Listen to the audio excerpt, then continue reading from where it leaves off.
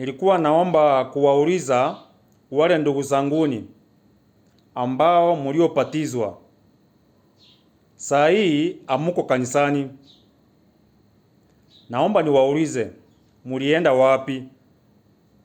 Swali lingine, saa hii mnafanya nini? Juu atuwaone kanisani.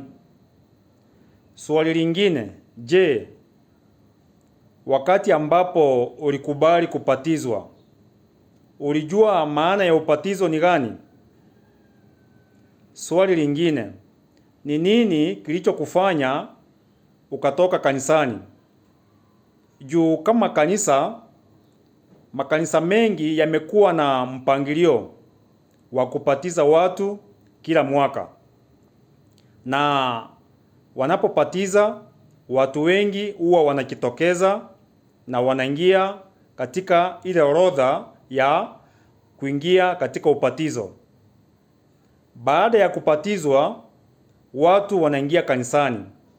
Wanaendelea na mafundisho ambayo yatakao wasaidia kusimama imara katika imani ya Kikristo.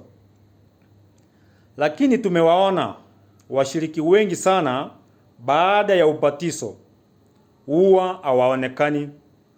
Wengine baada ya kukaa kwa muda mchache huwa wanaenda na hatujui huwa wanaenda wapi, huwa wanafanya nini, kwa sababu kanisa linawahitaji. Ndio maana nimewauliza saa hii vile ambavyo tulivyowapatiza katika makanisa yetu, mulienda wapi ndugu zanguni? Kwa maana kazi ya Kristo kutuachia katika hii dunia ni kuhubiri neno la Mungu na pia kufundisha neno la Mungu. Hata sisi pia tulipatizwa, tukakaa kanisani kwa neema ya Mungu mpaka saa hii sisi Mungu ametujagua kuwa wahubiri. Hebu niwaulize nyinyi ambao mliacha kanisa.